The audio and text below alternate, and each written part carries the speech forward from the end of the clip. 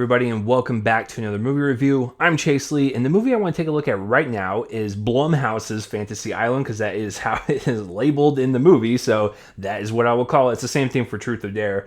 But yes, this one does come from Blumhouse, as known from the title.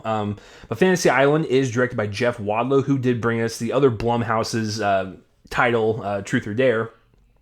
When the owner and operator of a luxurious island invites a collection of guests to live out their most elaborate fantasies in a relative seclusion, chaos quickly descends.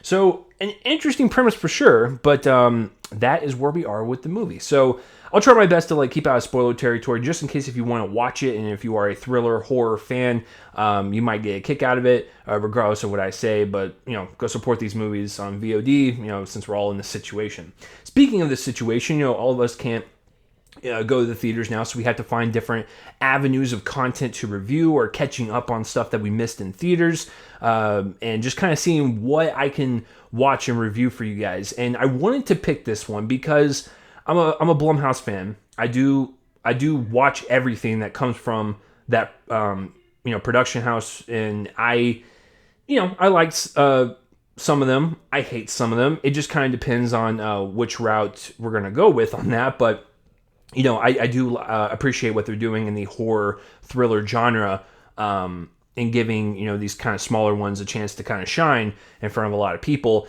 And then two, I missed it in theaters, and I didn't review it for you guys, so this is my perfect chance to do that. So going into it, I've seen the trailers. I thought, like I said, the premise sounds interesting. You could do a lot with that. You can kind of dip into maybe some sci-fi territory too. It could be just weird as hell, and I'd be totally on board. And then second thing is that when I was looking up before I started watching it, it's got an 8% on Rotten Tomatoes. There's a lot of people that hate this movie. And I've heard from a lot of people that they don't like the ending, and it's just kind of ridiculous. It doesn't make any sense, and it's just kind of throwing a bunch of stuff at the wall and see what sticks type of deal. But I saw the movie. It's not as bad as people claim it to be. Yes, the ending is ridiculous, and they go through a bunch of different avenues to try to fake you out on different occasions and then lead to the ultimate conclusion. But I just thought it was fine. It's not anything I ever want to watch again. But if I had to pick between this or Truth or Dare, which is done by the same director and they both got Lucy Hale in it, I would pick this one in a heartbeat. Because with this one, there's a lot of performances in this that make it slightly entertaining. There are some set pieces that do have some genuine tension, but that's about it. And there's really nothing more to kind of dissect, but let me try my best to kind of break it down for you guys.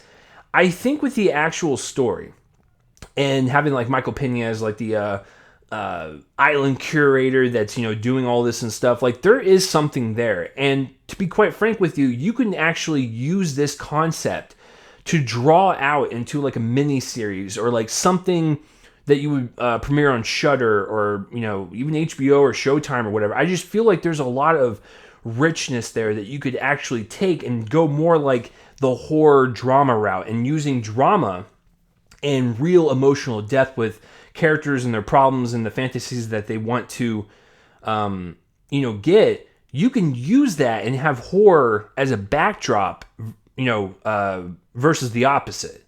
So I feel if you went more down that route and had this be more of a human story with just, like I said, some horror elements, that might be more impactful. And like I said, it's kind of dipping into some sci-fi territory, thriller, suspense, horror.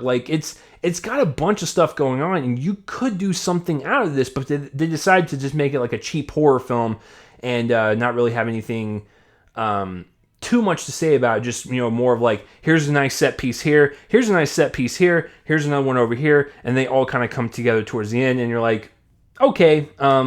I kind of wanted to see a little bit more than that, but for what we got, it's not entertaining. For an hour and 40 minutes, I guess is enough, but it's not going to get a high grade for me. So I do like the concept, and I wish they would have dove deeper into it. And they do have some things that they kind of touch upon with regrets not marrying the right person and getting a child that you wanted with that person, or maybe seeing a family member one last time because you never got to see them because they have passed or whatever. It's just, there's stuff like that they kind of skim across the surface with, and those were actually the best parts about the movie.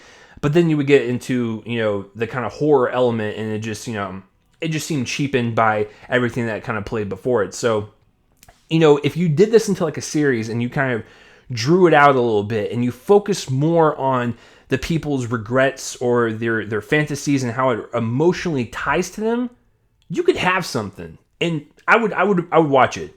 If they dropped a series on this right now, like a little mini series, I'd watch it in a heartbeat. But I just thought this was just more of like a cheapened version of what they were trying to go for. But I appreciate some of the emotional stuff that the characters were going through, because like I said, those were the best parts. Just quick little thing before I get to the performances. I watched the unrated version, and I thought it was really funny that it was unrated, because the only thing that was different, I'm assuming from the PG-13 version, they added some blood when people were stabbed. And there was one scene where there was a party, and one person in the background had her top off. Everyone else had their tops on. One person in the background did not. So like, there's your boobs, there's your unrated. I just thought it was funny. Like, that was the only thing that justified the unrated and some of the blood, but I just thought that was funny from a directing standpoint on Wadlow's part. So performances-wise, some of it kind of trails into goofy territory, which also undercuts some of the emotional strings that you have with some of the characters. Some of them are really goofy and obnoxious, and it kind of just takes you out of it. And they play more into the comedy angle. It doesn't really work for me. So once again, kind of tone mismanagement, not really knowing what you want. And so I didn't really care for most of the performances. I think Maggie Q definitely had the more interesting storyline and definitely the better performance out of everyone, because she had the most kind of guilt on her shoulders that she was dealing with without spoiling anything. So I thought she was the best part about the movie.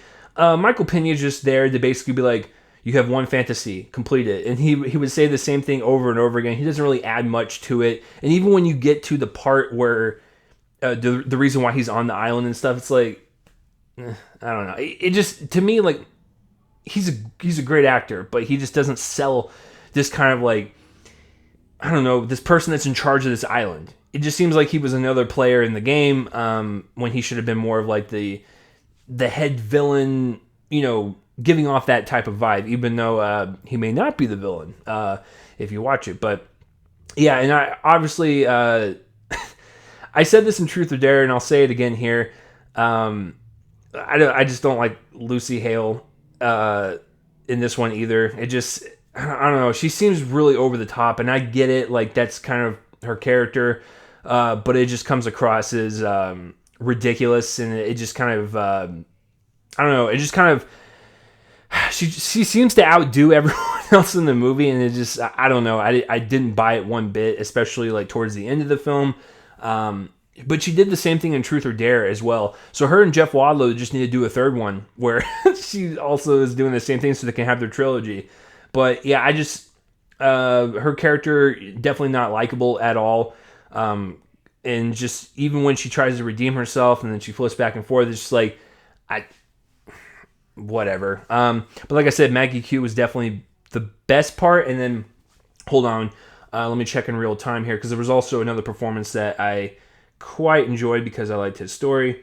Austin Stowell, without giving anything away with his storyline, he actually had a lot going too, going with his character as well, that I really enjoyed. So it's like, there's some stuff that's great and they could have expanded upon, but then there's like cheapened stuff. It's just so weird how they delivered this. But I would love to see like an extended kind of version of this story play out in TV form. And then, yeah, it's like I said, some of the set pieces are well done in terms of executing tension and suspense, and some of the camera angles are, creepy and unnerving. But at the end of the day, it's just fine. It's not I don't think it's as bad as people make it out to be. If you want to rent it for $5 out there on VOD, be my guest. I don't think you should buy it outright. But if you like the kind of cheesy, corny, PG-13 horror films, this one might satisfy you, but just for me, it didn't really hit any type of mark. Even though I saw potential there, just didn't really work out for me in the long run. So I'm going to give it a C, just down the middle. I don't really have anything more or less to talk about. So let me know down below what you thought of Fantasy Island. I know a lot of people hate it out there, so please let me know why you hate it so much or love it so much. I read all the comments, even if I don't reply to all of them. Please like this video and subscribe to my YouTube channel so you can get up to date on when I review anything. If you're more of a podcast person and you want the reviews in podcast form, then please subscribe to my Reel Me In movie podcast podcast feed on Anchor or wherever you get your podcast if you want more of an audio form. But that will do it for this review, guys. I'm Chase Lee, and tune in next time for whatever I review next. Stay safe out there. You guys are the best. I will see you guys later.